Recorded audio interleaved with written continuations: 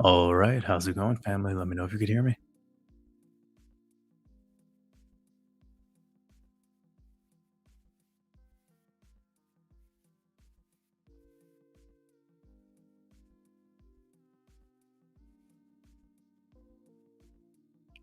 Hope you are all doing amazing.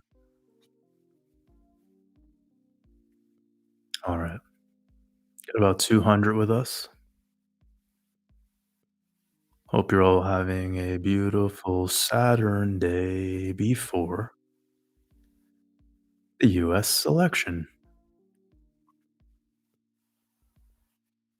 Kicking this one straight away with David. Hope you're doing amazing, brother. Appreciate your support. Oh, I see you have a follow up. Thank you for encouraging us to get the F out of Israel. You the best. Thoughts on Logan and other decoders' theories about California's Dragon Year December ritual earthquake meteor. Well, I'm glad you're safe. Glad you're doing well. As for Logan and other decoders' theories about California Dragon Year December ritual, I'm not entirely sure. I'm not entirely sure what Decode Your Reality has mentioned about California specifically for December. And to be completely honest, I don't watch any decoders, especially right now. I'm way too busy. I have so much going on in my world. So I have no idea. Um, but as for events happening, I believe it's going to be more flooding. So not earthquake, but I see you're putting earthquake question mark meteor question mark. Yeah, for me, it's mostly flood rituals. That's what I feel we'll have ramping up for quite a while. And it's something I've been talking about now for pretty much the past 2 years to expect a lot more of it. It all sort of kicked off back during C19 and the year before C19, actually. 2019 had so much flooding. Also, just before I continue, am I too loud? Because my mic looks like it's almost clipping. I'll reel it back a little bit.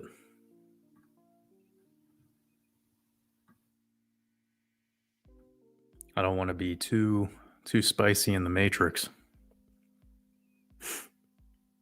Okay. Not too loud. Beautiful, beautiful, beautiful.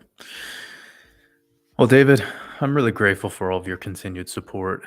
As for California, I'm not sure, but my general advice would be, and this is not to deter people from anywhere that you're currently living, and it's never fair to just tell people to change everything they have going on, but I would not recommend the state of California or Florida. I think those are two that are going to be ritualized quite a bit in general over the coming years. So, yeah, I just wouldn't recommend either. I'm not sure if that's where you're at right now. And again, if anyone's tuning in here from Florida or tuning in here from California, this isn't me like trying to tell you to change your whole life because of an intuitive feeling I have, like you must do what you think is best for you. But it's gonna get worse with weather, and not real weather, by the way. It will all be HARP and Doppler radar. So if you're unaware of HARP, High Active Aurora Research Program, look into it. It's very important to get hip to this because this will be, well, their weapon of choice. So, yeah, I would not recommend. California's a beautiful place. I mean, there's definitely areas of California that are much better than others. It's a massive state. It's like its own country pretty much. I mean, I would definitely recommend getting out of Los Angeles, San Francisco, San Francisco Bay Area in general. Yeah, I would just recommend stay off the coast if possible, even though I know a lot of people like that lifestyle. They love the lifestyle of the beach, and I completely understand, and I know it's the same case for the people out there in Florida. A lot of the reason people move to those two states is because of the beach. But just be aware that the New World Order doesn't give a shit about how you feel or what you want or what you desire or what makes you feel happy or what you resonate with or any of that. It's the least of their concerns. Um, so yeah, stay safe out there, and do what you resonate with, not what I am sharing. All right, don't want to start this one off too doom and gloom. Say hi to a couple people.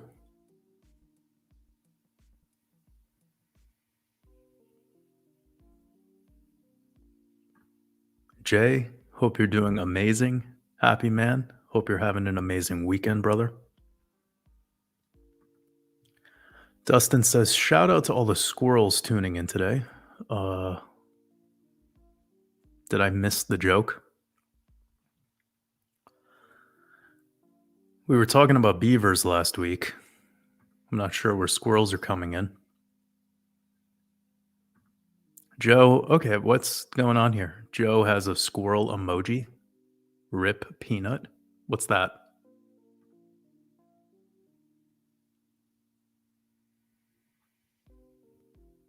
God, is this a thing that I should know about? You guys know I'm the worst with this. I have no idea what's going on. I was actually thinking about for the selection that's coming up in a couple days to do a live stream, but I can't. I think with the timing of things, I'm not sure if I can. But yeah, I thought it'd be just so funny to troll the whole moment for like an hour or so with you guys. But I don't even remember how that shit works. Do they do the count till very late at night or something? And then even then they're not gonna have results, and it's gonna take whatever. It's gonna be a shit show. You all know that. But generally, if somebody can give me a brief timeline of when to anticipate, what's the hour marker we're looking for? Because it would be kind of funny to do some prana healing.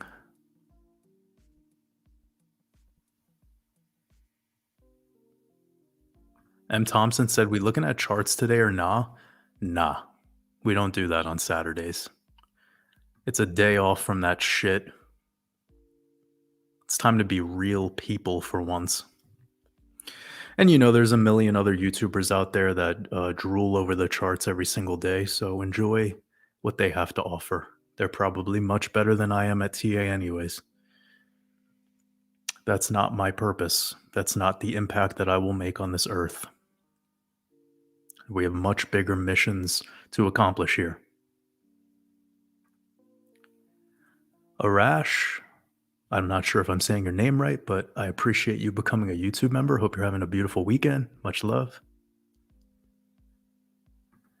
Crypto Babe says socials have been crazy with the vision. Yeah, I mean, it's that time of year. It's that season. It's November during an election year. Did California have an election? Or not California, what am I saying? Did Canada have an election this year? I don't keep up with politics. This is the only thing that I've given any effort to decoding is the US election, just because everyone on earth wanted me to look into it. So here we are.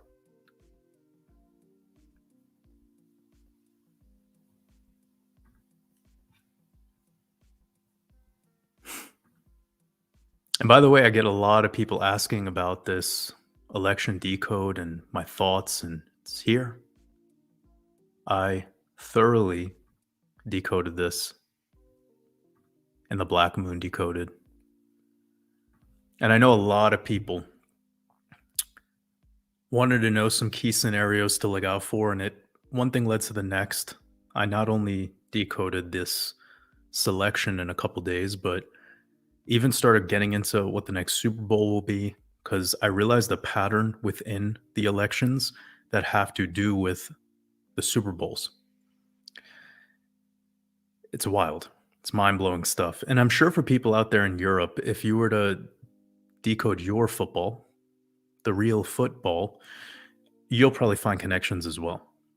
Mind-blowing stuff. I mean, I'm not sure if World Cups, like, I haven't looked too deep into that. I only did 1 World Cup decode, and I ended up actually getting it with this, recent Argentina win, and it was just a big connection to Diego Maradona, which I only had any reference to because Napoli is one of my favorite cities in Europe, and over there in Naples, they treat Maradona like a god.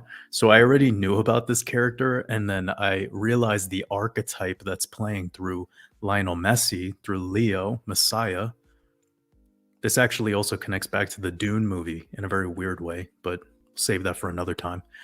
Anyways, there were so many things that were going on with that decode that I had, and I also believe I brought that up in the last time I decoded the Super Bowl. It was the one with the Eagles and the Chiefs.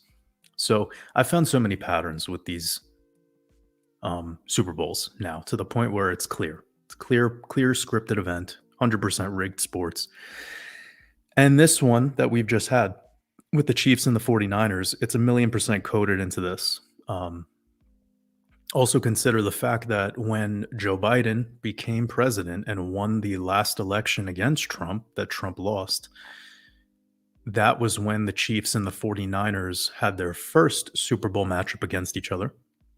And we had the same outcome this time around in this Super Bowl that just happened, the Chiefs and the 49ers. I've talked about it so much this year, it's probably exhausting for you guys to hear, but this time we do not have Trump going against Biden. We have Trump going against Kamala. So it's different energetics. They're not the same at all. Anyways, this is probably the best work I've ever released in regards to a decode. I was in a super crazy flow state when I was putting this together. And yeah, just really, really stoked for December, regardless. Like this December Black Moon that we're about to have. I know that there will be an event between now and then. And I've already brought up some of the connections to the 2000 election in the past in just YouTube videos that I've released. But this one is really refined. It's super dialed in. And it's not just about the election. It's actually mostly focused on the way I see the rest of this bull run playing out for crypto.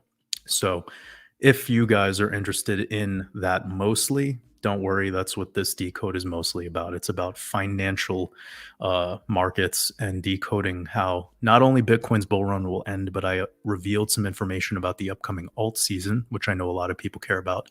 Obviously, I myself am a big altcoin holder. And yeah, really looking forward to seeing how this next couple weeks shakes out. Because I know that they're going to use this selection as a big distraction so that nobody's actually focused on the markets. But remember, we have an FOMC meeting the day after the election date on the 6th. And I believe that was done on purpose. So we'll probably get another rate cut. And we'll see what that leads to.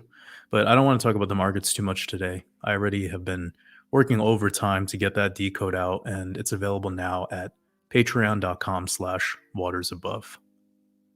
And for anyone who joins the Mastermind community, have a really dope podcast prepared for you all tomorrow. The Red Pill podcast coming out about this time tomorrow. I'll be focused 100% on the markets in that. Giving a little bit of a recap on some of the questions I've received since doing the Black Moon Decoded.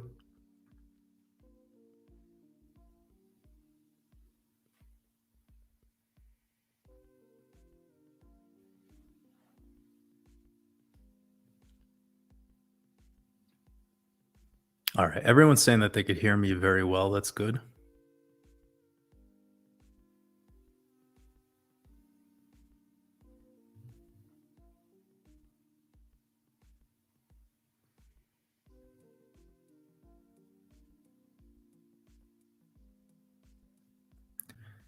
B-Goat asks how I am. I'm doing my best. It's been an incredibly busy past couple weeks, which I expected, moving into this very important month of November, post Bitcoin halving, moments before one of the biggest cultural moments we have every 4 years. So, been getting a lot of podcast and interview requests, and I've actually had to say no to a couple of them. But it's just too busy, too busy right now. I've been doing everything that I can in my power to be available, but at the end of the day, I really need to focus on this Trinity masterclass, which will be added to that decoding mastermind. Hoping to get that done in about 2 weeks or so. So it's just been a lot of art, a lot of creative essence.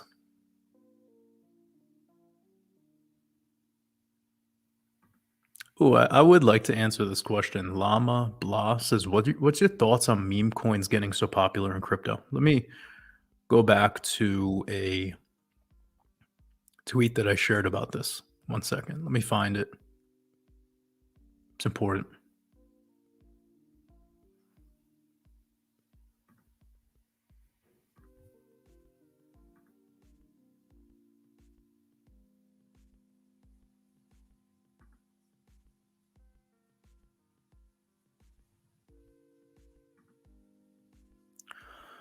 All right. You can probably see this on the screen. I said to all the crypto content creators who mostly focus on meme coins, you're setting yourself up to be stuck in the vicious cycle of trends. You'll be merely a one-hit wonder. Prioritize longevity and legacy over cheap dopamine. This is important because I get it. Like right now, there's this opportunity to make money quick, like instant results. And that actually has taken the concept of investing and like stripped it away from what's going on here. And now it's purely just gambling. Now I get it. Like some people like being a part of a cultural moment. Like we saw it happen with Pepe, we saw it happen with Sheeb, we saw it happen with even with the stock market with GameStop, right? But how fucking cringy is that stuff? Like, you know what I mean? Like, again, it's not about me having this emotional connection to it, but it is just cringy. Like, that's actually what cringe is. It's something that like it's so sad to watch that you don't even have like a true emotional reaction to it. You're just like, yuck, you know? It's like the smell of like a like someone just took like a baby diaper. It's like a baby diaper. That's what this whole meme coin thing is. It's just a pile of it's like a imagine there was a flood in town and there was a dumpster on fire floating through the new river in the middle of the street, you know? It's like I get it, man. It's cool to look at. It's like, whoa, look at that. That's interesting. But how long can that work? Like what's the time horizon on that behavior, on that focus? Well, there is none, right? Because it's in and out. It's big move to the upside, rug pull down to zero, and then it keeps happening again. And you know what's amazing? Like speaking of GameStop, do you guys remember that Roaring Kitty GameStop live stream? It had an insane amount of people watching it, right? Like they were promoting it. Fucking banks were promoting it. Like literally banks were putting up on their homepage of their website, go watch this Roaring Kitty live stream. And it was the cringiest thing ever. Like it's all just cringe. And these people that are all a part of this, they don't even realize that it's a ritual. Like they're using your energy. And what are you really learning here? Like what's the skill being developed?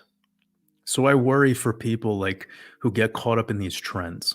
And then when I see content creators that their whole business model is based around selling this pipe dream of the next meme coin that they'll find for you, like every video is like, this is the next 500x coin bro, come on.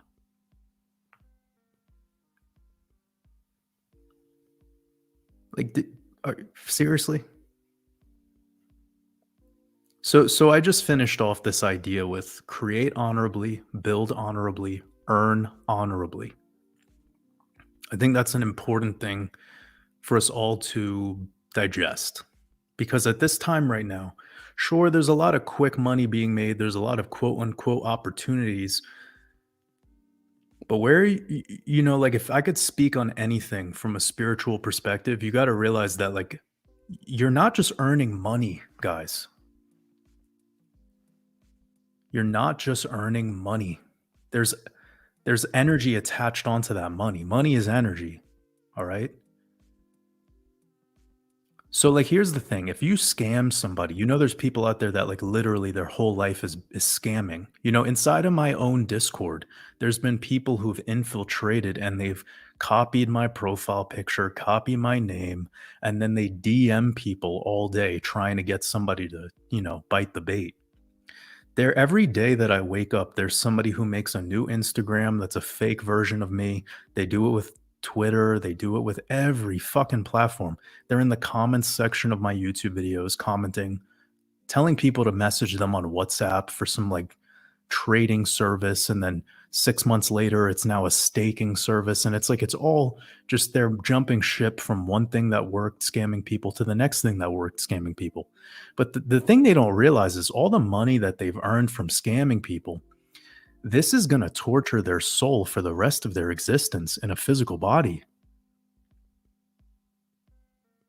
That's the end. They just killed themselves by scamming somebody. So when somebody makes a meme coin and they call it Jesus token, they don't even realize what they're doing. Nobody here understands what they're doing with this money. I know some people right now are like crying listening to this. They're like, what is he saying? And good. I'm glad it makes you feel something. Like this whole crypto market has sort of turned into this shitstorm of like really dirty money, of like really dishonorable money. And it's a breeding ground for scammers and manipulation. And I see it with the content creators. I see it behind the scenes with people who are copying literally everything that I'm doing and then trying to scam my own people using my branding. I get it, man. It is what it like. I'm not offended by it all because it's not my doing. It's not my energy. It's not my soul. Like I wake up every day and I try to tap in and realize how can I be useful to others, not how I could use others. So all these people that are out here scamming, like, sorry, you earned a couple you earned a couple shekels. Good job. You earned a couple shekels today. But your soul is rotting. You just committed, I can't say the word, but you know what I'm about to say. You're dead. And you did it to yourself. There's so many meme coins, like I don't even have to name them, that they are the most cringy things you'll ever see in your life.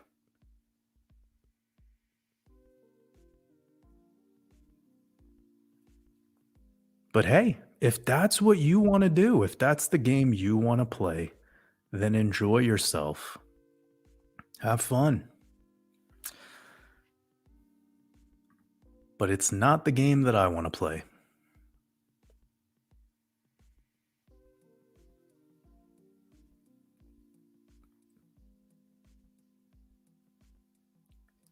Oh man, I think I just made a connection. Dustin or Clementine or anyone who's hanging out with us, is dietary car squeaky doorknob? Please tell me that dietary car is squeaky doorknob, because if it is, we have a legend amongst us. This is a Waters Above Wolfpack Hall of Fame.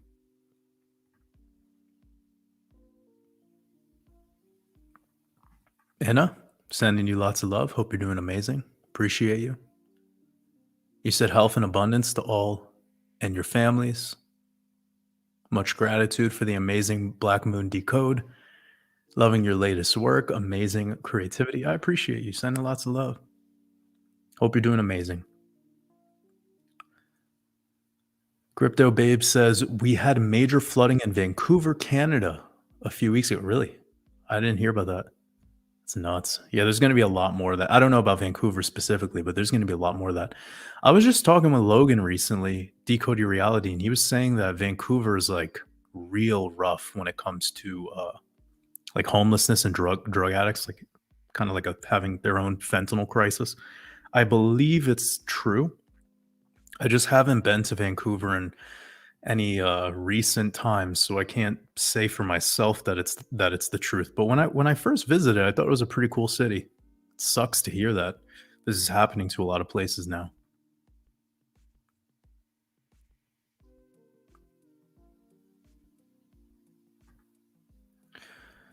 IQ asks, can you explain why Zionists want to control humans? Are they not human? It's not that they want to control humans, it's that they just don't look at you like you're like here's the thing. In the Talmud, it says that if you are a Zionist, that you're God's chosen. But if you are not, then you're goyim. So you're like a cockroach. You're cattle. You're literally cattle. Okay. It's not that they want to control humans. It's that they look at you like you're cattle. And what do we do to cows? You know, you guys turn them into burgers. You call it food. You're their food. Yum yum yum. Burger. Put it between two slices of bread. Call it burger. Call it meat. It's not even a cow anymore. It's not even an animal. It's meat. Throw a piece of cheese on it. Call it cheeseburger. That's what you are. You're goyim. Cheeseburger. That's what that means. So it's not that they want to control humans. It's that they visualize that you're not even a human. You're a wild animal. That's not how I feel, by the way, guys. I'm unfortunately on your side, I suppose. I'm half Puerto Rican. They won't allow me into the club. Shout out to Goya, today's sponsor. Yeah, I could only wish. I would love if Goya would sponsor Waters Above. That would be the only paid promotion I would accept is from Goya. But I'm cattle too, I suppose. You know, I wasn't born with one of those cool cube hats. I wish. I wish like I could find the store that they even make those cube hats. Where do they sell those things?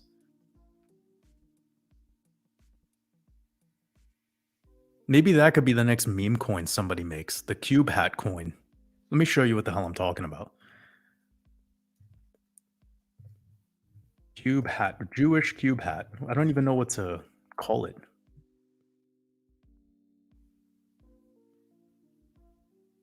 One second. Not the tefillin. I know what that is. I want to see this sick cube hat.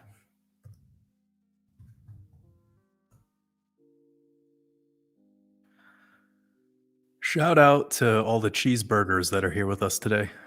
You guys are you guys are the real winners. Cube hat. Jew cube hat.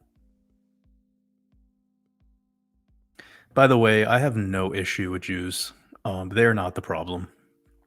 But the Orthodox Jews do wear this hat that I'm talking about. So like I need to say that because that's who wears it. Oh my goodness, look at this hat, dude. Where do we get this guy?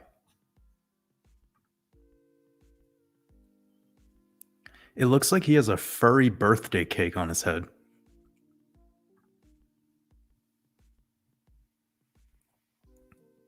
Shout out shout out to Goya. Shout out to these sick hats, dude. Whoa. It looks like there's grass growing out of it. And they think we're cattle. I mean, what are you wearing on your head, dog? What is that? It's a very interesting ritual garb, you know, with like the Can anyone explain to me what's the point of these what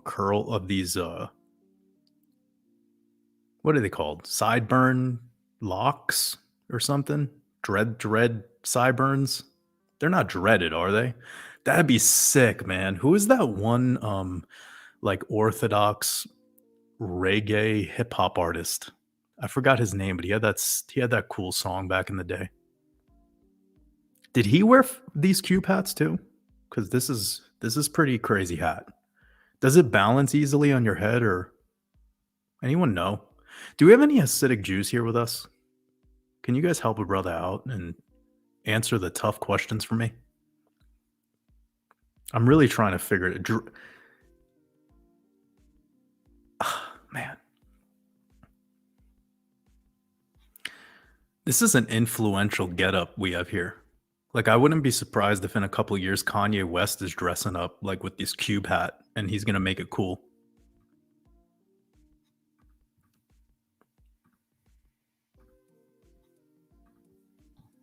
Yeah.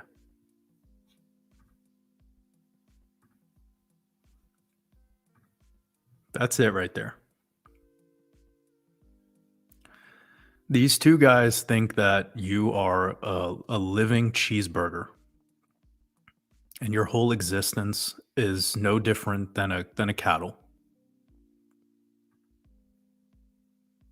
So, welcome to another day in the Matrix.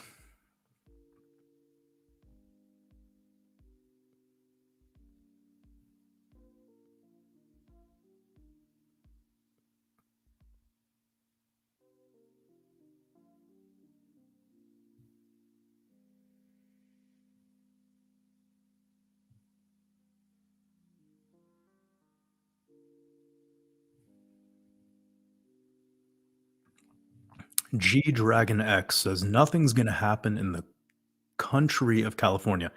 Yep, that's why every celebrity and everybody that's been involved there for decades has started moving out, and some of them are even getting bunkers, and they only temporarily visit there when they need to. So yeah.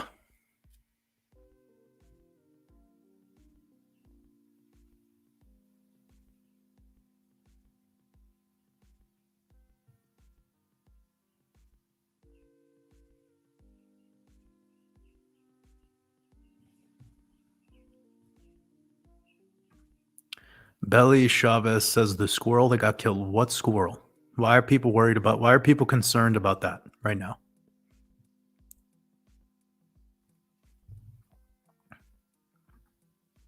John says a squirrel that got euthanized by the government.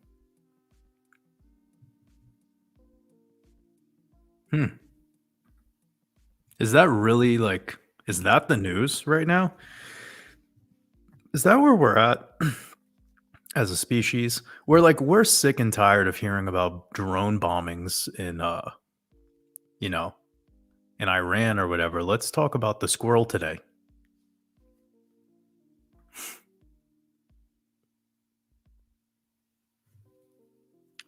Tazkey says, I actually live in Key West, Florida. Any thoughts on when the market will find a bottom after March? Was thinking mid 2026. I mean, yeah, that would align a lot with my personal theory on the lunar cycle. So I talk about this a lot in my work.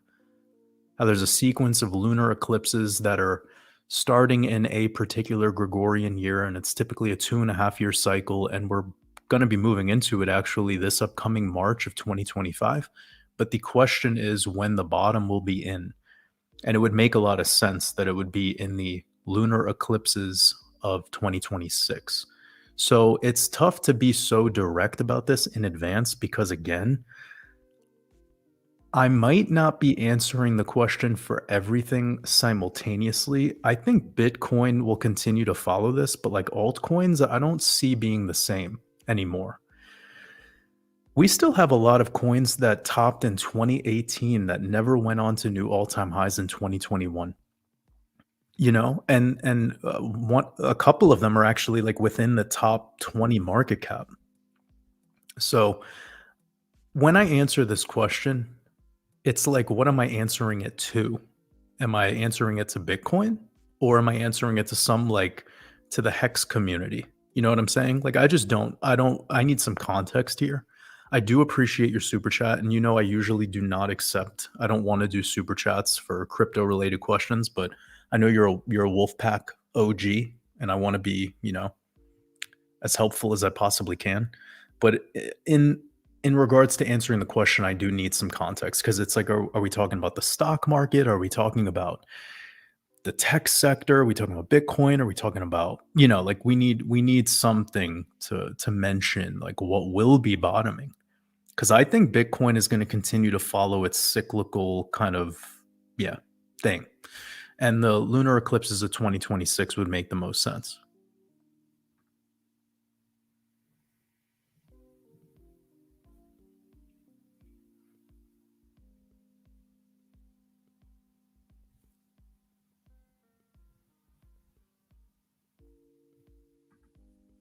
Got a super chat from Dean 11.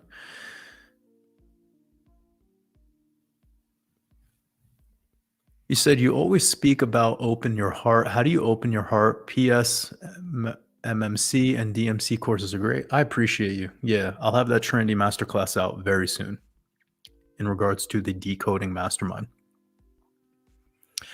You're asking, how do you open up your heart? Here's the thing, is like, there is no effort in this. It's that you try too hard through the mind, and that's corrupting your ability to feel.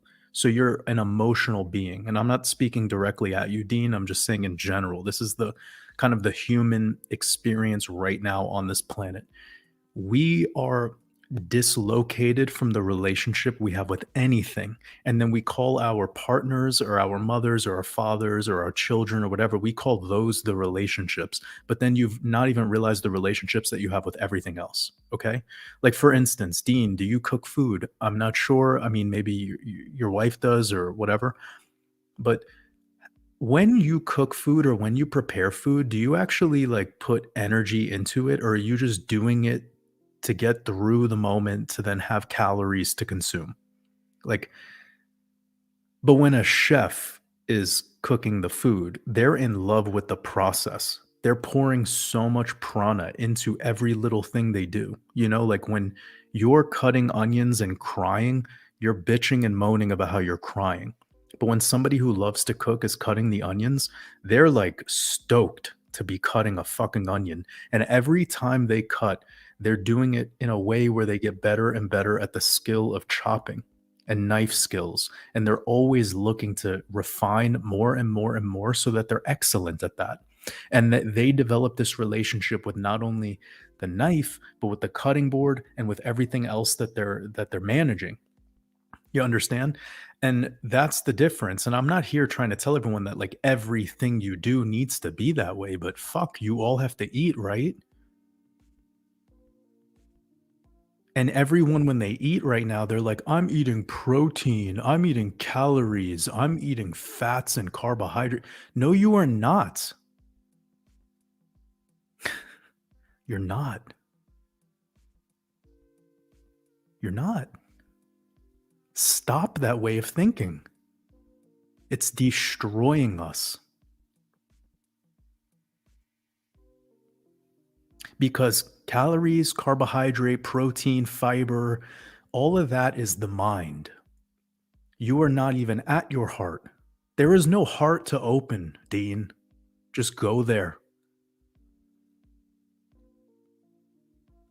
The mind could be useful in other ways. What we do is we are purely in mind. And that's why when we look at the food, we're just like, it's calories and I mean, and there's no relationship anymore. And what I've realized is there's so many relationships along the way. Like, if you want to, I mean, it's kind of silly, but, like, let's go there. Okay. Like, imagine you wanted to make a sandwich, you have bread. Okay, well, this bread, if it came from a bakery, there was a person that had to prepare it. And before it became bread, there was salt somewhere that had to be mined. There was water somewhere that came from some source. And there was wheat that was growing in some farmer's field. And the farmer of the wheat fields had to have a relationship with that And then you see it goes and it goes and it goes and it goes. It's beautiful, actually. So when somebody tells me that drinking alcohol is bad for you, but then I've met the winemaker who grew the grapes, who actually put his heart and soul into the fucking ground beneath him, and every moment and every process was with his heart, and it was bottled and then preserved, and every moment between then and it reaching my glass was cared for by somebody who was conscious about every step. And then I have some conscious truthers being like, well, Al Ghul is the body eating spirit demon who takes over. Oh my God. You're done. You've become too smart and further away from your heart. See, intelligence is fucking us. You become too intelligent, and then you're no longer a human anymore. Fucking I've seen it with the truther community. I see it all the time. It's like we have so much opportunity if we just stop getting so caught up in these stories and this information. Information is information. You see where I'm going with this? When you were children and you went to school, they made you walk in a single file line. Why do you think they did that to you? Because they're trying to make you into a slave. That was information. You don't need information. You need to feel into everything that's happening around you. Be present, be here. Be with everything. And remember, everything exists because of you. Information gets you nowhere. Your heart will guide you. So I don't think we need to open up the heart. We have to access it. Stop looking at life as the good and the bad, or the left and the right, or the black and the white. It's not that.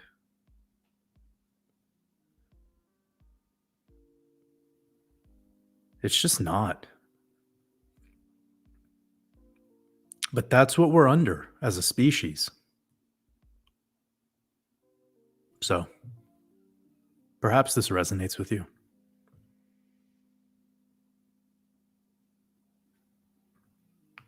Axel Fuentes,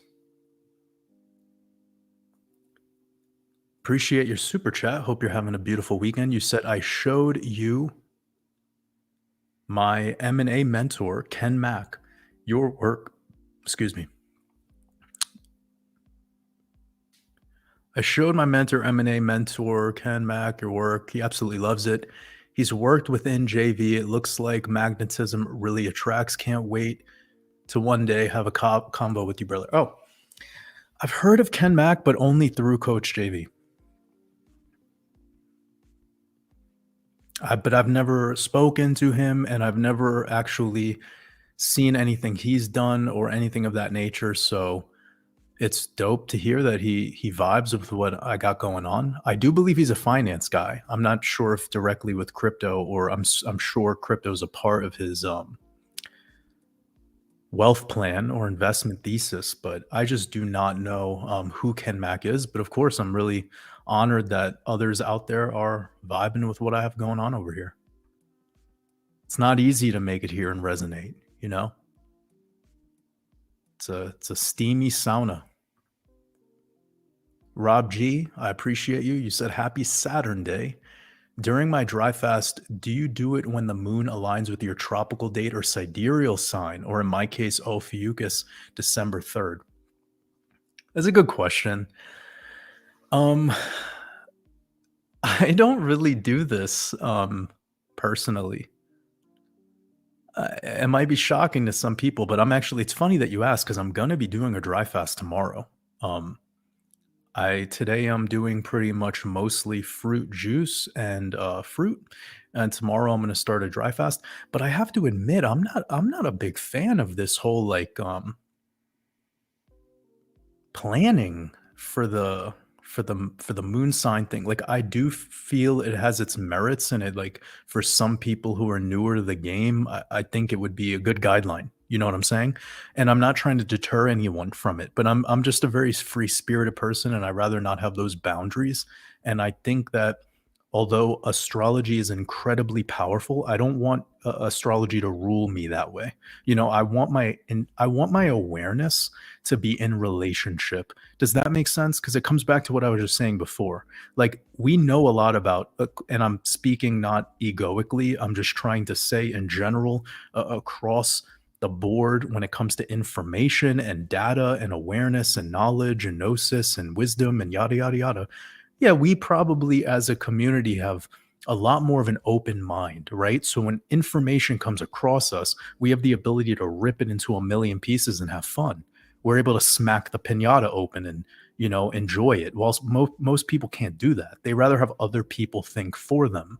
So when we find out about this whole like 2.5 days of the sun, or you know, the teachings that a lot of people have heard from Santos and many other great occult uh, teachers. I'm not sure how much my audience is aware of this. That's why I'm trying to be careful with my words and say something relatable, you know? Otherwise, I would just confuse the shit out of people. But generally, um, there's this belief that during the time when the moon in lunar astrology, in the lunar zodiac, is moving through your sun sign at birth during those 2.5 to 3 days, that would be a time to prioritize fasting. Okay. And now, when it comes to the style of fast, it's not really so clear. Also, there's really nowhere ever I've seen this written down and instructed in this fashion. It's just something that's become very theoretical and pieced together by other occultists and people who study the esoterica. So I'm aware of it. I've tried it probably like 3 or 4 times. I didn't really notice any major mind melting changes. No different than like taking psilocybin. And actually, I think the most profound things that have come to me have actually been when I'm not fasting, when I'm not trying to do any particular thing. And it's like when I'm taking a shower, some random moment, you know, is like when the truth bombs show up. You know, so there's something about planning. Like, we all know that saying, "You make a plan, God laughs." I kind of believe that. Like, I vibe with that. Sometimes we plan too much. So yeah, astrology is super powerful stuff, guys. Just work with it, have a relationship with it. Don't abuse it. Don't be too planny about stuff, and go with the flow. And this recent fast, I mean, I kind of have come to it. Um, Maybe a week before I decided to do it. So there was a slight bit of planning, but it was not as methodical as being like, "Oh, where's the astrology at this time?" Like, I didn't give any thought to that at all. It was really just about like, I have a crazy work schedule. Tomorrow I do a red pill podcast. So if I start my red pill and I finish it, you know, believe it or not, this stuff takes me a lot of time. I'm sure you guys know the amount of effort that goes into the art that I create, but it takes a lot of time and it takes a lot of mental caloric burn. So I know that starting it today would have been maybe a little tough for tomorrow with just everything I have on my plate. No pun intended.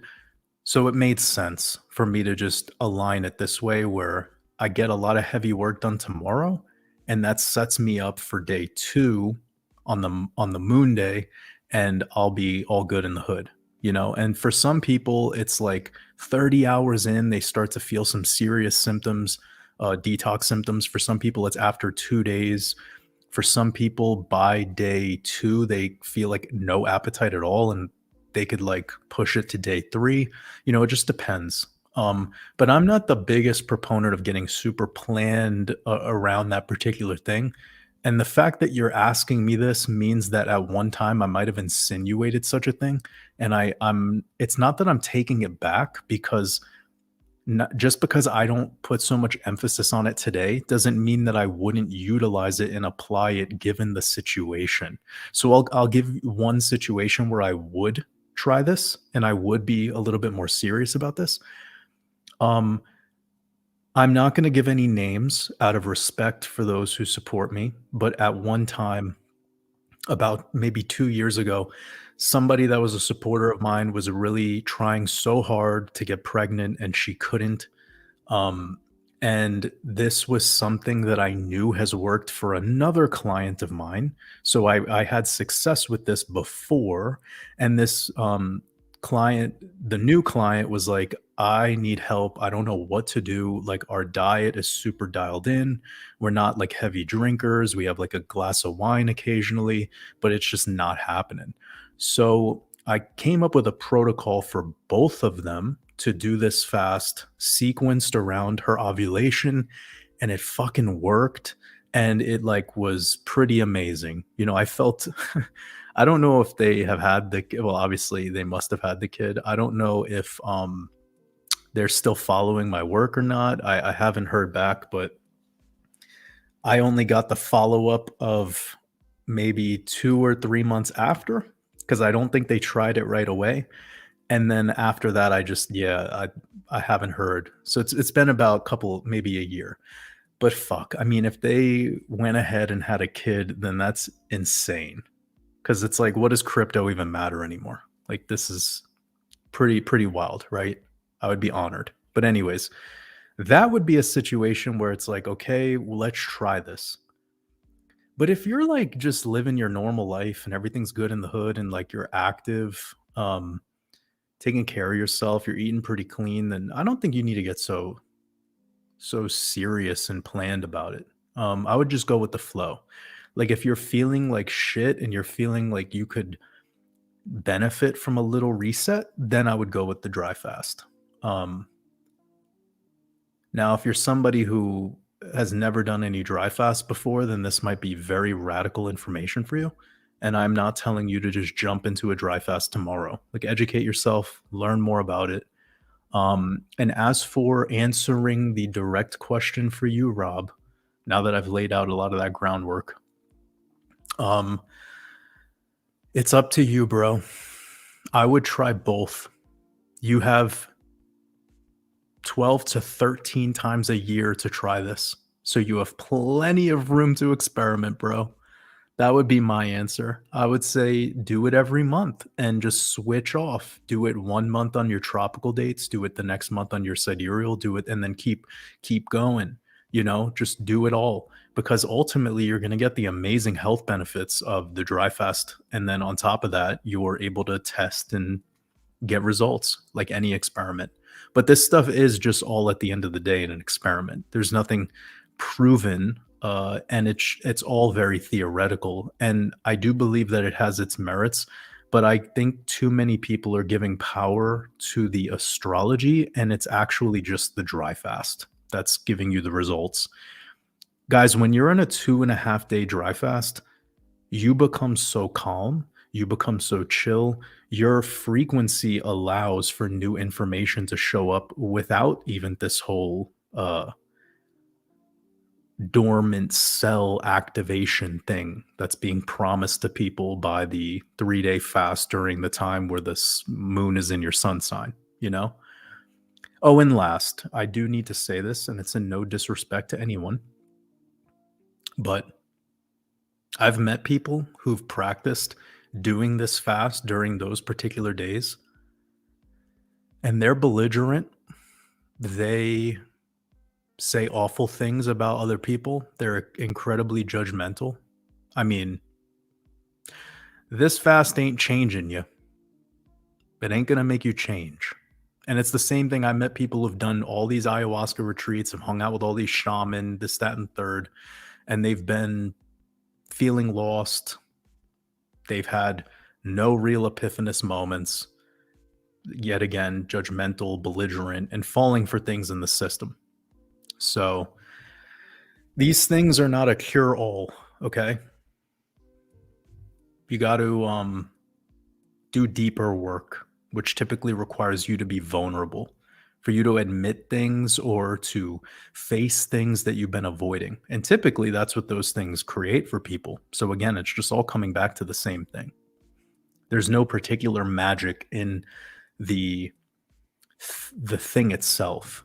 It's just allowing you to get to a frequency where you could finally face it.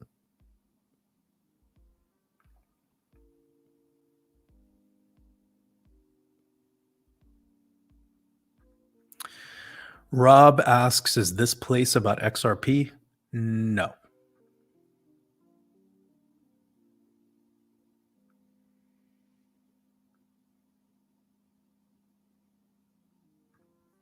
Matt Grimes says Spain just had their worst flood ever. I've heard about this. With Valencia, right? I saw some pictures. It looks devastating. I've heard there's like over 1,000 missing people. I'm not sure all of the details as of right now, but it's going to keep happening, guys. These flood rituals are going to continue.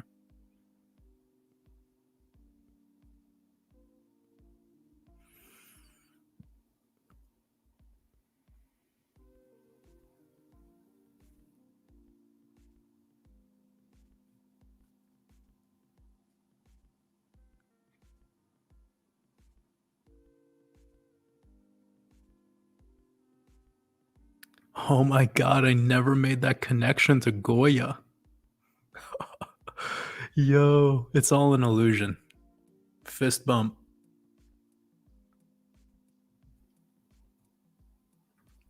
Tristan said, I'm a cheeseburger with a pickle. I'm just the pickle. I'm not even just the pickle. I'm the pickle brine. I'm like the vinegar with the mustard seeds. That's what I am. I am mustard seed pickle brine with dill. That's my worth. Bugatti coin. I'm gonna start a shoe brand called Shoe Gotti. You guys in?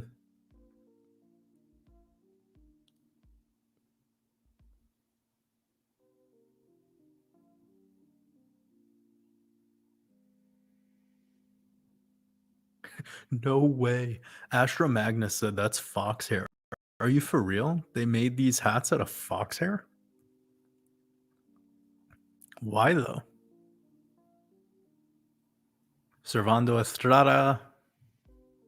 Appreciate you. Oh, Crypto Endgame said Crown Heights. They sell them at the corner store. Oh my God, bro. You're like, I'll take a Chico stick, a do-rag, and one of these fucking cube hats, dog. Round them up. Give me a bacon, egg, and cheese on a roll. God, I love New York. All right, we've had enough of these cube hats. Cube hats are funny though, right? Like they're funny for a moment.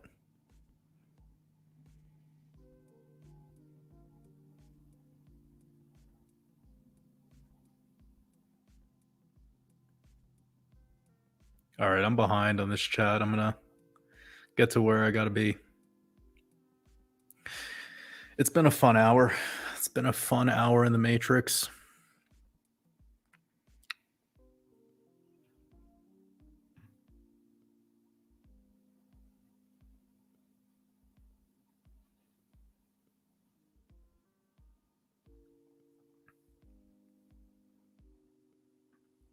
Jay Fight Master, appreciate you. Hope you're having a beautiful weekend.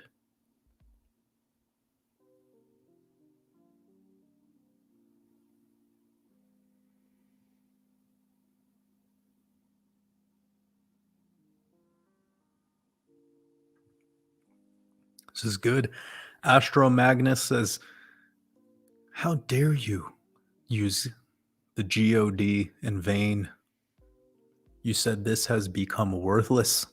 Unsubbing. Well, kisses to you.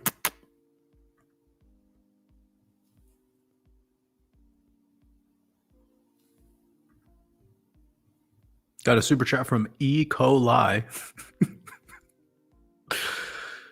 Super funny name.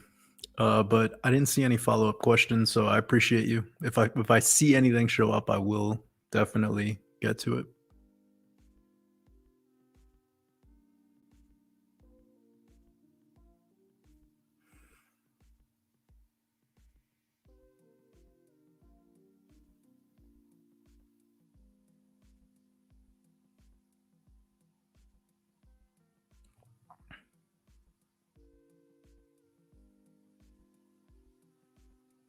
Mick Nose, appreciate you. Sending lots of love. See your super chat. E. coli. You said it took 2 years, but now I do 3-day wet fast, red light, sauna, deep meditation, spiritual food. It started from listening to you. I appreciate you, man. I'm grateful to be a part of your journey. Truly. Did you get the expansion mastermind? Was that kind of influential in some of those changes? I would love to know. I really poured my heart and soul into that expansion mastermind.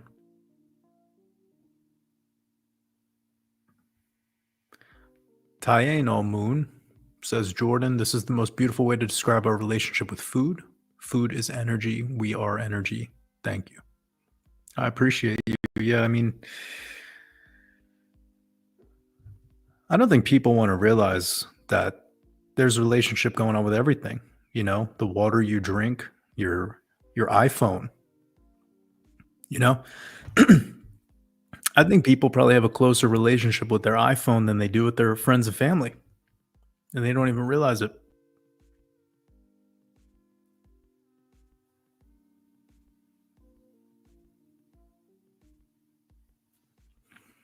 Appreciate you, Servando. I don't know how many weeks it's been, but we've been doing this for how long now? 3.5 years? Shit.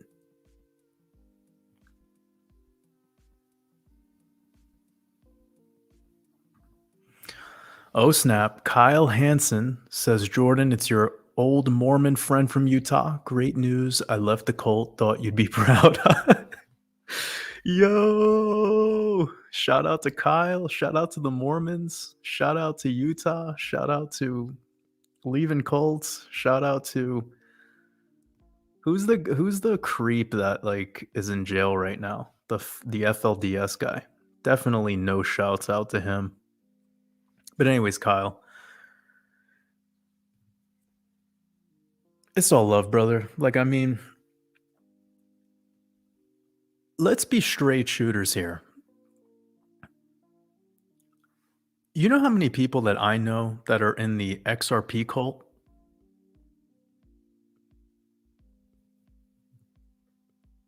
So they're probably hearing about like people being Mormons or Christians or this or whatever, and it's like there's a lot of people in the Hex cult right now. There's a lot of people in what else? What are some other good, some juicy cults?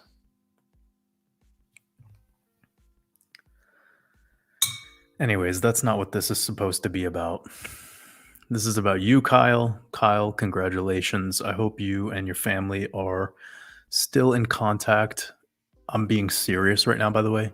I know that a lot of the time, what happens when people who are in the Church of Latter-day Saints, when they decide to move on, that they kind of get excommunicated in some ways, and then their whole family and friends and everyone just break away from them, and it's kind of devastating, you know, seriously. And the same thing goes on in the Hasidim with these guys. Like, if one of them wanted to leave this, they would be told that if you leave, you'll be nothing and you're not coming back. None of us will ever speak to you again. You become Goyim and you're going to die. Basically, they tell you that you're going to go out into the world and no one will help you. No one will protect you. No one will be kind to you. Everyone will hate you.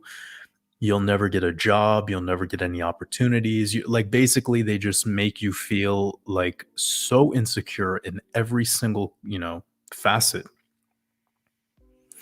And it's no different. It's no different than what's going on with FLDS or with high level of Christianity. Jehovah's Witness has a similar thing. Scientology is known to do this, and it's really fucked up. So, Kyle, I just hope you have a circle around you of people who support your vision. And if you don't, you have a family here of incredibly open-minded beings that are all working to not fall for the trap of cults and to not get caught up in this Eastern spiritualism, new agey shit, and to just like kind of see things for what it is. Look at everything in life as a tool, not as something to worship. Redirect your energy back into your purpose rather than you being used for your energy to fulfill someone else's purpose.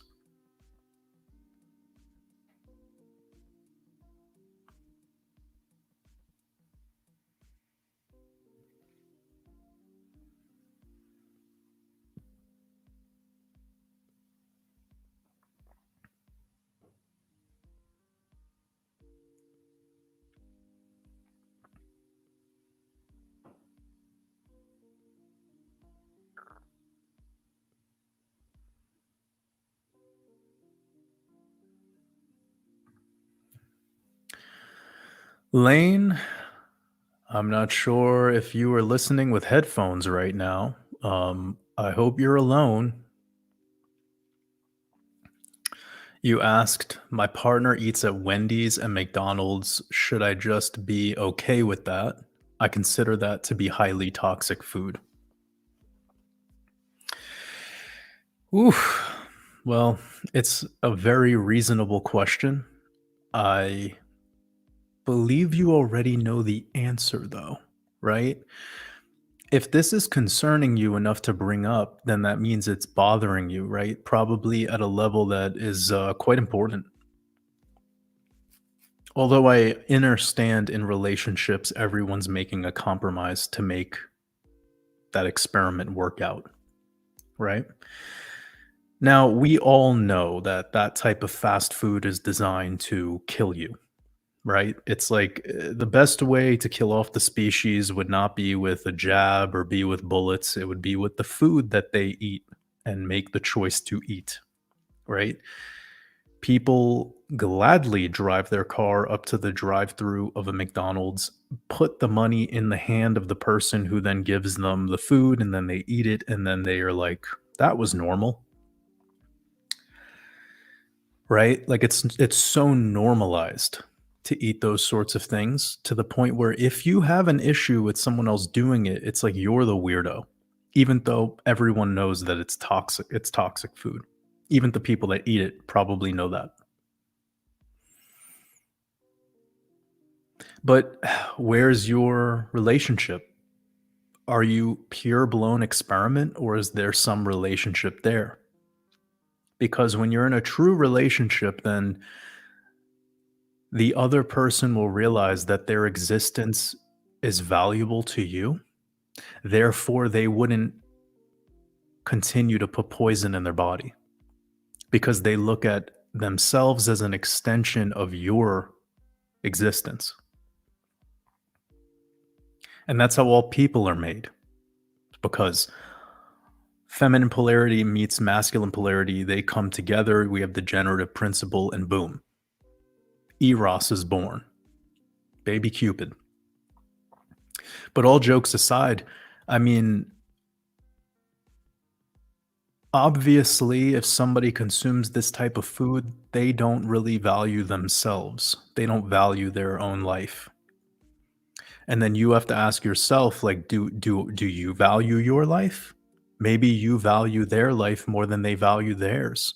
And then that's the tough conversation to be had. That's where you could be vulnerable. Like if you really love this person, if you really value them and their existence, will remind them that they are devaluing themselves and they don't actually show that they have any value for your feelings by killing themselves slowly with toxic food.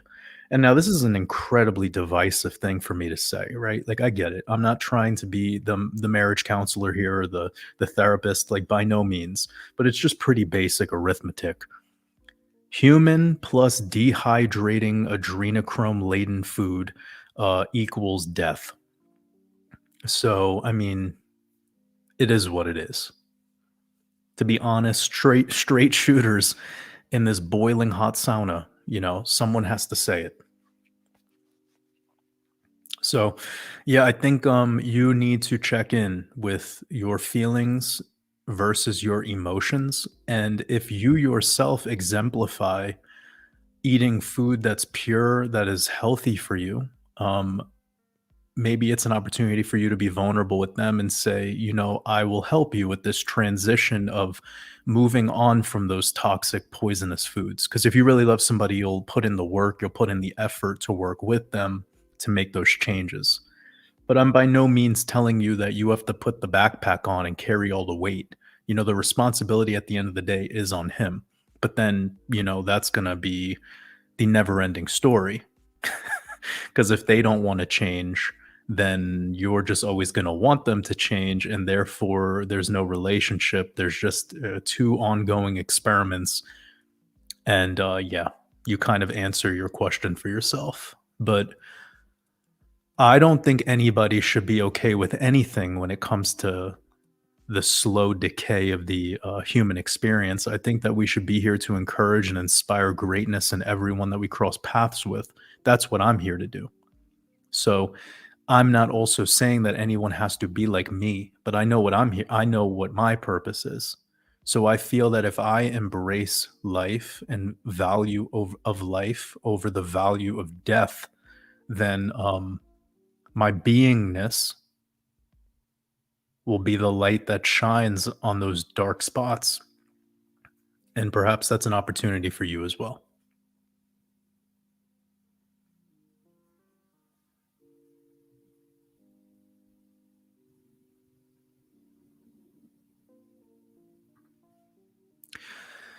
Calculan, I appreciate you being a YouTube member. You said I do 3 or 4 days fasting. It's always been the bee's knees for me. Yeah, it's amazing. 3 days of fasting is where some serious magic happens for sure.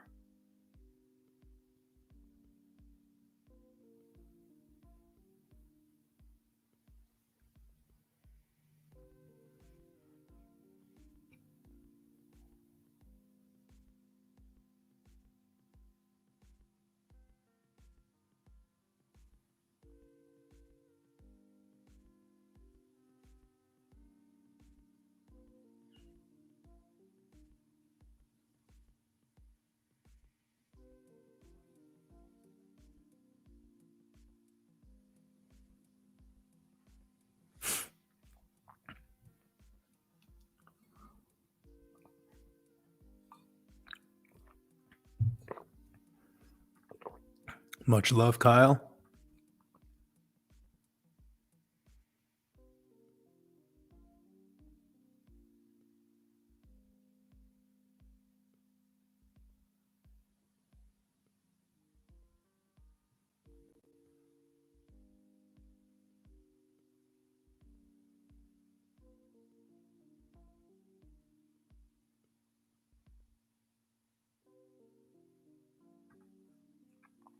No way.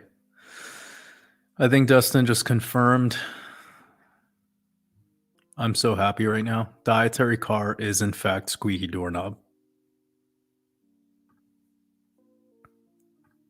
Now all we need is the second opinion from our cube hat friends, and then we will know for fact.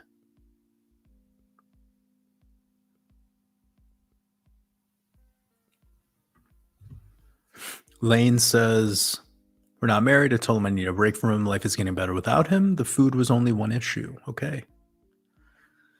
Yeah, I mean, Lane, one thing that I've realized in people is typically their relationship with food is very telling of where they're at with a lot of other things. Now, I'm not trying to be judgmental here. I'm just saying it how it is. Typically, people who don't care about what they put in their body don't care about how they treat others. They're not really too concerned with a whole lot of things that perhaps are more of the conscious or spiritual angle, more of the angle of looking at life like it is something magical rather that life is just this YOLO thing that put this trash in your body, consume trash, and then whatever happens happens. Take medicine after you get sick, go to the doctor after you get sick, get put on prescription pills, then you start that whole mess and then it's a cycle. Interestingly enough, when you clean up the food, you start cleaning up everything else about you because you are what you eat.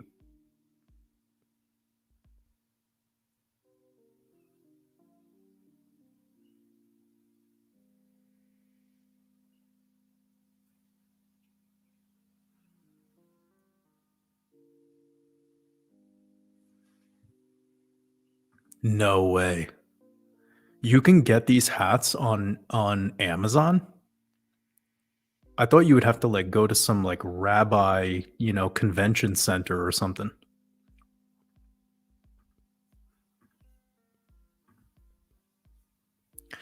Rent a rabbi. Is there such thing as rent a rabbi where you rent one and then they show up at your house and scream at you or something? Calculan says best channel out. Found it from GDLT over a year ago. Watched it and myself grow. If you're here, you're right where the universe needs you, not wants you. That's beautiful. I appreciate you.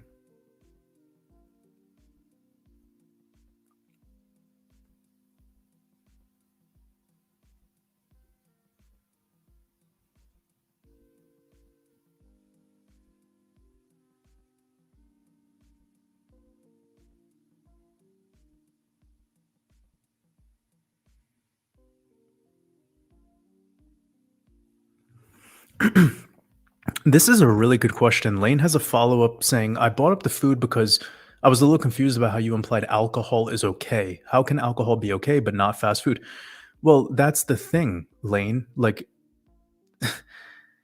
okay, I guess, I don't want to take too much time here, but Lane, maybe what would be best is when we're done with this, just re listen to the point that I was making about the alcohol.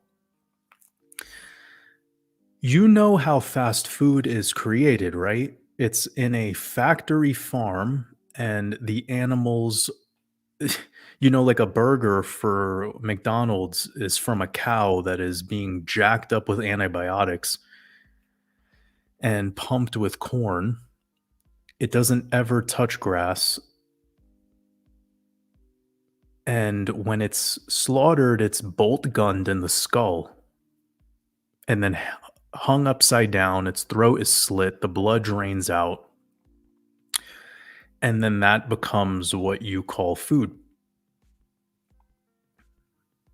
Re-listen to everything that I said about the wine analogy. Like that would probably be very beneficial for you. Okay.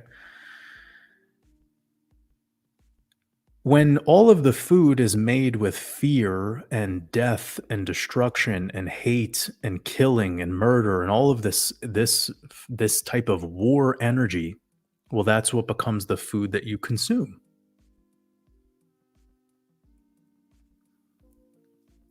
Now, I'm not really sure how you could love the cow as you're bolt gunning it in the skull. Maybe correct me if I'm wrong. Maybe you guys know something I don't. And I never implied that alcohol is okay. I was refuting the blanket statement of all alcohol is bad for you because that's not the point. It's not that something is bad for you. Like you have Starbucks coffee where you have coffee that is being like a monopoly where the farmers are unknown, they're abused, there's child labor, and basically it's just a competition of who could buy the most. And then on the other side of things, you have specialty coffee where there's people that actually roast your coffee, will go to origin, they will go to Ecuador to meet the farmer, and they'll end up putting the farmer's name on the bag of coffee and naming the coffee after the farmer. They have a relationship every step of the way. Do you get that when you buy from Starbucks? Or when you go to Starbucks, do you get a, what is it called? A grande pike place. What the fuck is a grande pike place? Can you tell me what that means? No, you don't know anything about that coffee because it's proprietary blend, over roasted diarrhea.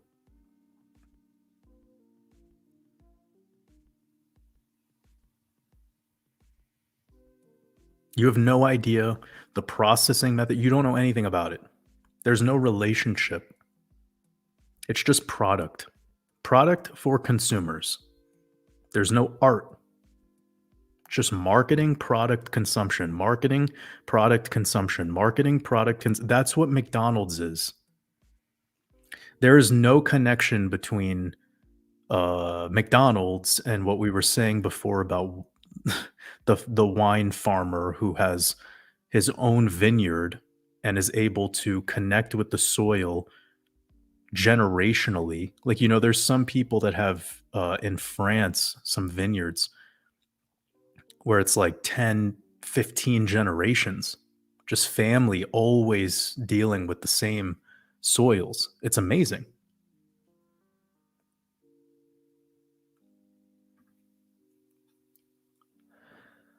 Oh yeah, we're here. We're here at that part again. Plants don't want to be eaten either. Can you do me a favor and I want you to show me the video of how an asparagus looks after you're done bolt gunning it in the skull? What happens when you bolt gun the Brussels sprout? What happens when you shoot the ear of corn? Can we get some videos of a mango being sniped?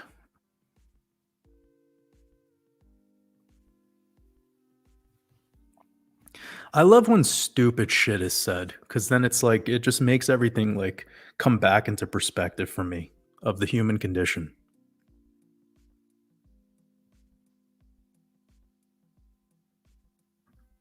Yes, I heard about this.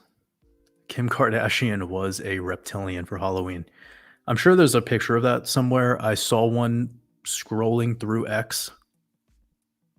Happened last night. I forgot what post I made, but when you're on X and you go on the website initially, it just hits you with things right away. It's fucking crazy.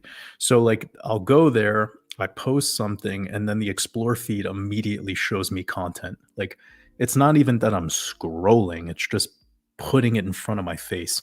And yeah, that I saw the picture of Kim Kardashian dressed up like a reptilian. It's like they're not hiding anything from you guys.